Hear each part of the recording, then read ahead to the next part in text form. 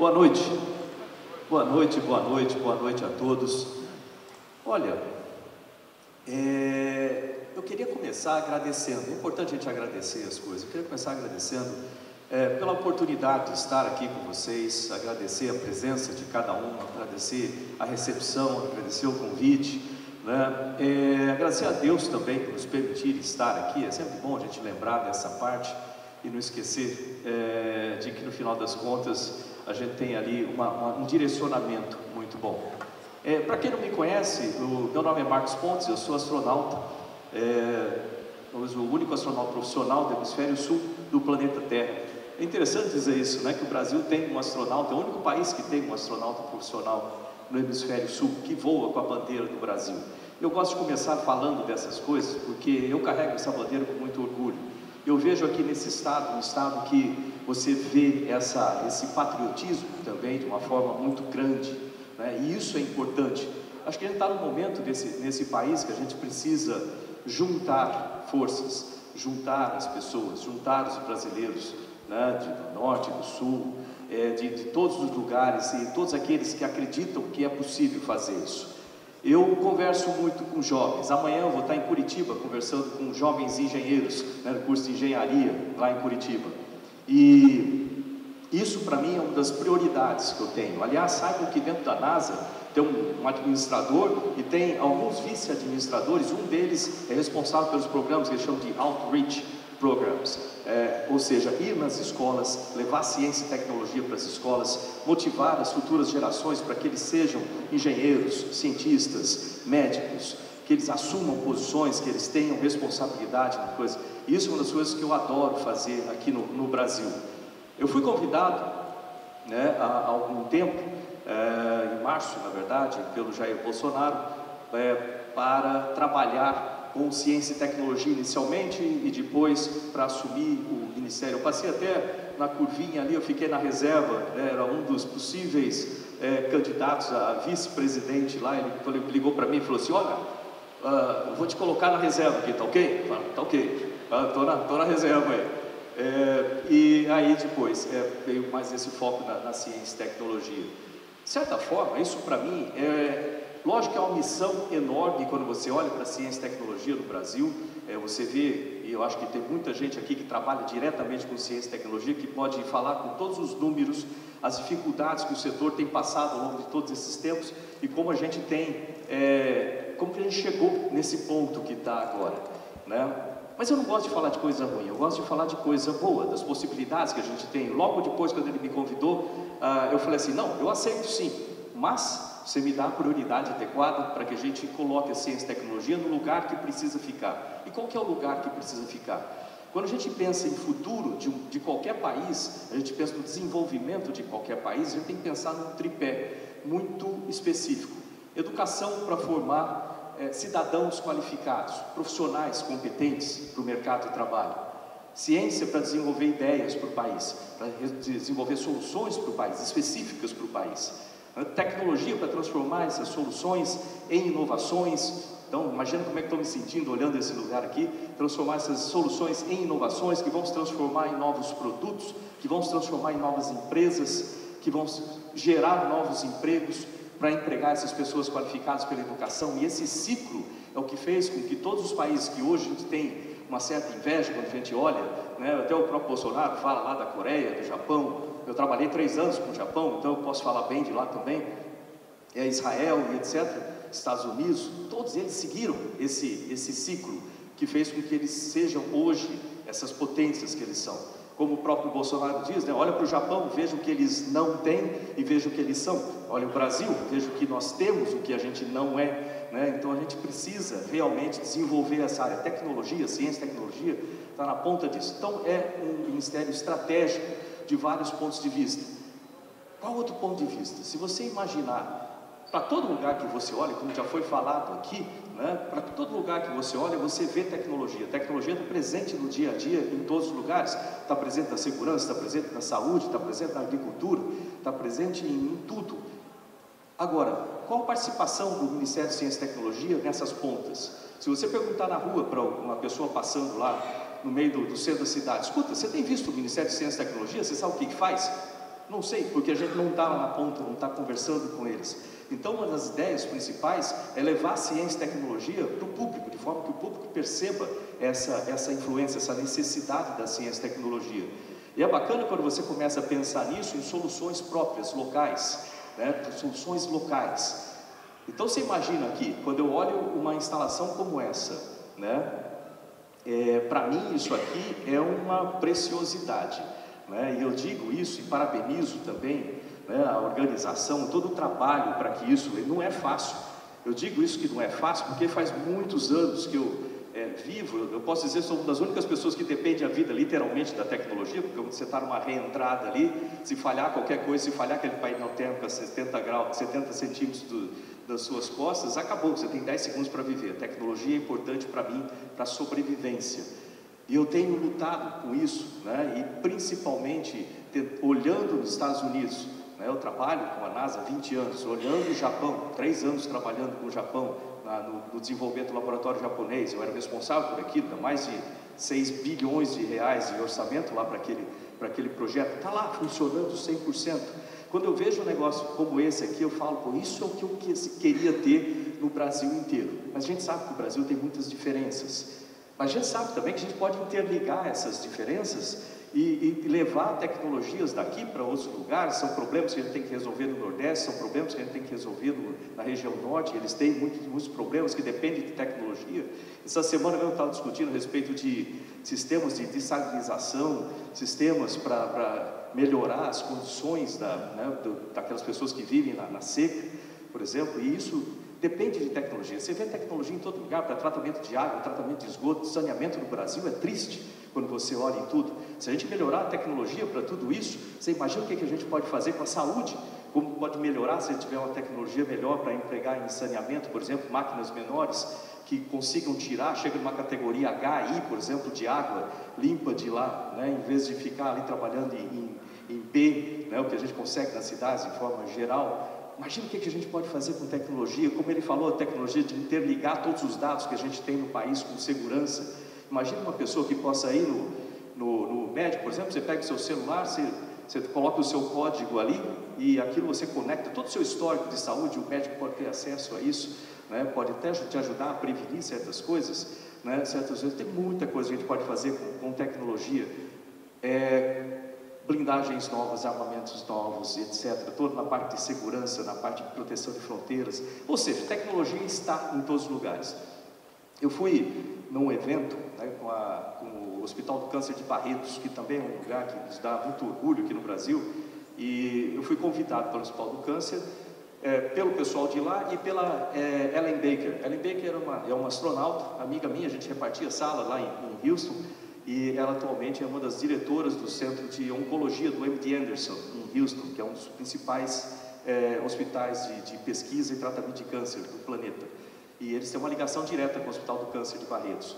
E eu fui lá vendo, e justamente a ideia era tecnologias para usar na saúde. Uma das coisas que eu fiquei impressionado, imagina um secador de cabelo, daqueles pequenos assim, né? Imagina um secador de cabelo que você coloca um celular na parte de trás dele e consiga tirar foto da retina, foto de fundo de olho em regiões distantes, como no meio da Amazônia, assim. Foi desenvolvido para eles. Sabe por quê? Pela Universidade Rice University, lá de Houston. Por que a gente não pode desenvolver isso no Brasil? A gente pode. E é isso que a gente quer fazer, levar essa tecnologia para a ponta, para a ponta, que quer dizer a tecnologia de ponta no público, para o público utilizar, a utilização da tecnologia. Certamente não foi fácil montar uma organização como essa aqui. E eu espero contar realmente com informações, que a gente converse muito nessa probabilidade, né? Eu sou o provável ministro de Ciência e Tecnologia, então, assumindo, eu vou realmente contar com isso para espalhar essa ideia, né? Expandir essas ideias no Brasil. Certamente deve ter problemas a serem resolvidos também, né? Como toda organização, a gente sabe que existem problemas. Aliás, eu acho uma das maiores dificuldades quando a gente vai colocar a academia junto com as empresas, junto com os centros de pesquisas para trabalharem em conjunto. A gente sabe que não é muito fácil fazer isso por várias razões. Eu quero aprender como é que isso foi feito aqui para a gente replicar isso em outros lugares. Isso é importante, replicar coisas boas, ajudar no que for possível aqui. Uma coisa que eu imagino que um ministro possa fazer é ser, entre aspas, o advogado. Estou falando como se fosse, no exterior a gente costuma usar essa palavra para quem vai defender, né, a causa, para defender a causa dos desenvolvimentos de tecnologia. Ou seja, eu sei que se a gente reduzir impostos, por exemplo, para empresas de tecnologia, a gente consegue melhorar bastante o desenvolvimento aqui. E é possível fazer esse tipo de coisa, né? Não depende de mim, vai depender mais talvez do Paulo Guedes, mas eu vou ficar na canela dele lá até a gente conseguir fazer esse tipo de coisa. A gente precisa ter um advogado que defenda a causa lá, e é isso que eu quero fazer também. Foi falado de educação aqui. Quem me conhece sabe que eu sou, só fala assim, diz, cara, é obcecado por educação. Eu sou mesmo, porque eu acho que a educação está na base de tudo que a gente pode ter de solução para o país. Só para fazer um sumário, assim, um dos meus objetivos grandes que foi falado lá em cima, eu estava me coçando para falar sobre isso, eu não lembro quem falou sobre, mas alguém falou sobre a necessidade de aumento de ciência e tecnologia no ensino fundamental, né? Olha lá, eu concordo 100% em número, gênero, grau, em tudo. Tanto que dentro das propostas que a gente tem colocado lá para o Bolsonaro, que está na proposta, né, que segue muito o que a SBPC, a Sociedade Brasileira de Progresso da Ciência, aponta nas propostas deles. Então alinhei muito com tudo que eles apontam lá, mas eu coloquei algumas coisas extras. Uma das coisas extras eu sou ex-aluno do SESI e ex-aluno do SENAC, então eu, de certa forma, eu puxo uma sardinha para esse lado, porque eu acho que são organizações excelentes, que fazem um trabalho excelente no Brasil. Pensa bem, se a gente tivesse um curso técnico, um ensino médio, que todos os jovens já fossem formados em alguma área de tecnologia, já saíssem técnicos de lá. A gente precisa de técnicos no Brasil. Eu sou embaixador da World Skills International, né? A gente trabalha com organizações tipo o Senai no mundo inteiro, e você vê em países como a Alemanha o valor que eles dão para o técnico. Aqui no Brasil a gente não fala muito disso, e a gente precisa de técnicos no Brasil, a gente pode aumentar. Então, uma das ideias é fazer cooperação direta do Ministério de Ciência e Tecnologia com o Ministério da Educação, para a gente levar para as crianças, desde o ensino fundamental, já robótica, astronomia, todas essas ferramentas para que eles desenvolvam ciência e tecnologia desde o começo, além da ajuda na formação dos professores na área de ciência, né? E depois, dentro do ensino médio, também colaborar na formação de técnicos, né? Isso tudo está dentro da nossa ideia. Depois vem a parte de pesquisa, né? Quando a gente fala na parte de pesquisa básica no Brasil, quem vai de modo geral nos nossos laboratórios, você vai ver que é triste a situação, tanto na parte de infraestrutura, quanto na parte de bolsas e tudo mais. E se é uma área onde é necessário um investimento público, na parte de pesquisa básica, né? Muitos podem até falar assim, mas para que serve pesquisa básica? O cara está ali pesquisando alguma coisa que parece que não vai ser usada. Gente, tem que raciocinar melhor do que isso, né? Quando você tem uma série de ideias sendo geradas, conhecimento sendo gerado, dali a soma desses conhecimentos, pensar uma coisa, saem inovações, a gente não faz ideia, mas isso pode modificar o planeta como um todo. Então, a pesquisa básica é essencial e é onde a gente pode colocar recursos públicos, sim. Aí vem pesquisa aplicada, inovações, essa transição, né, dali, essa transição é importante também. Aí, instalações como essa, a possibilidade de você ter laboratórios multiusuários, com a participação de empresas em lugares de acordo com a vocação de cada região, que possa desenvolver indústrias, ideias de tecnologia, de novas empresas, startups ligadas com aquela vocação. Isso é sensacional. Geralmente as empresas não têm dinheiro para pagar investimento, investir em pesquisa própria, né? Eu vou investir como a Petrobras tem a Cenpes, no Cenpes, lá e assim por diante. A maioria das empresas não consegue fazer isso, fazer prototipagem das coisas. Mas se a gente se juntar e fazermos laboratórios compartilhados, a gente consegue fazer isso. E aí uma coisa interessante, laboratórios compartilhados, a NASA tem isso. A NASA, se você for lá no NBL, né, onde tem aquela piscina enorme, ali também é um laboratório compartilhado. Você vai ver equipamento da NASA, da Universidade de Rice, da Boeing, da Lockheed Martin, um monte de empresas trabalhando juntas ali. A gente pode fazer isso aqui também, dentro de cada região, imagina isso.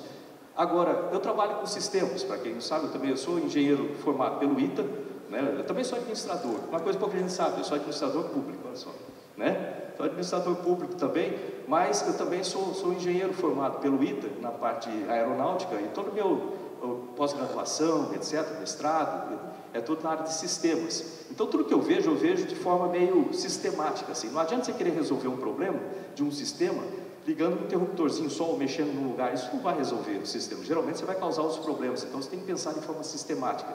A gente pode, e aí que vem as participações de todos os estados, das cidades, né? E essa preocupação que o Bolsonaro vive falando de menos Brasília, mais Brasil, né? Da gente interligar isso, não é só jogar a coisa para lá, é interligar todas essas ideias de forma que a gente tenha um resultado sinergético da aplicação desses recursos, da eficiência do Estado, da eficiência de cada uma dessas pontas, né, que estão aí das empresas, das universidades, do setor público, dos centros de pesquisa. A gente pode ligar tudo isso de uma forma sinergética. A gente produz as coisas, como é que a gente vai escoar aquele produto, como é que a gente vai trazer insumo. E repara como todas as coisas são interligadas, a parte logística, a parte de importação, exportação. Então, a ideia é pensar isso aí de forma sistemática, né? E isso que eu vejo que é a função que a gente pode fazer do ponto de vista nacional. E aí é contar e colaborar, conversar muito, pegar as ideias de todos os lugares. Ninguém tem a chave de ouro que fala, eu tenho a ideia principal, eu sei tudo aqui. É ouvir cada pessoa, cada área. É por isso que eu tenho conversado com o SBPC, tenho conversado com outros órgãos também, para aprender sobre o que está acontecendo, verificar soluções e problemas, interligar tudo isso como um sistema e pensar. Gente, a gente trabalha com tecnologia, a gente trabalha com sistemas, a gente trabalha fazendo coisas de ponta. A gente é capaz de juntar, usar esse mesmo tipo de conhecimento para criar um gerenciamento, vamos chamar assim, um gerenciamento de projetos melhor dentro desse país. Eu acho que falta muito essa parte de gestão, da gente fazer esse tipo de coisa. E depois, quando chega na parte de cooperações, né, eu vejo o Ministério de Ciência e Tecnologia trabalhando mais ou menos como se fosse um escritório de projeto junto com outros ministérios. Então, se eu tenho um problema no Ministério da Saúde, que é, obviamente, especializado em epidemias, especializado em doenças, especializado em fazer tratamentos, prevenção, etc. Mas ele não tem necessariamente que criar equipamentos para isso, como aquele negócio para tirar foto de fundo de olho. Isso não é a função dele, mas a gente pode fazer. Se a gente tiver a estrutura toda pronta para fazer isso, a gente consegue ajudar o Ministério da Saúde com esse projeto, em parceria. A gente consegue ajudar a segurança com inteligência artificial, com câmeras inteligentes, com todo o equipamento diferente. Toda vez que eu vejo a DARPA lá nos Estados Unidos, eu fico babando aquilo, que é possível a gente ter uma coisa parecida. Quando a gente vê a agricultura, as necessidades da agricultura, né, a gente tem uma Embrapa que conhece toda a parte específica daquilo, mas não necessariamente a respeito de satélites, a respeito de sensores que eles podem ser colocados ali para melhorar a produtividade e outras coisas. Isso a gente pode ajudar. Entendeu? Essa relação de fazer a parte do Ministério da Ciência e Tecnologia como um escritório de projetos trabalhando junto com outros setores. Então, tem muita coisa que a gente pode fazer juntos. Eu estou muito feliz de estar aqui com vocês, ver isso aqui, tudo, né? E entender que isso a gente pode replicar em outros lugares, trabalhar com empresas daqui, por exemplo, trabalhando no Nordeste, resolvendo problemas lá do Nordeste também. Pensa bem sobre isso, né? E ajudar a desenvolver a ciência e tecnologia no país todo. A gente tem um país enorme, continental, lindo. Eu vi do espaço muitas vezes. Eu posso dizer que a gente tem um dos países mais bonitos do planeta, um dos lugares mais bonitos, né? A gente tem tudo aqui para fazer desse país tipo topo nesse planeta, entre as nações. Mas a gente vai precisar de todo mundo. A gente não tem brasileiros diferentes, a gente não tem separações lá e cá. Nós somos só um povo num país, coisa que me dá muito orgulho em falar que é o único país da América Latina que fala português, né, com um país nessa extensão. Se parar para pensar, isso não é uma coisa simples não, né? A gente é o único país que consegue fazer isso. A gente consegue juntar todo mundo sim, para transformar esse país nosso, chamado Brasil, num país que os nossos filhos, netos lá na frente vão ter orgulho de falar, eu fiz parte, eu faço parte. É isso aí, gente. Muito obrigado a todos vocês. Sucesso. Eu espero que na semana que vem nós tenhamos aqui um governador que vai ser excelente para o Estado e para o Brasil. Muito obrigado, parabéns. Estamos juntos. Obrigado.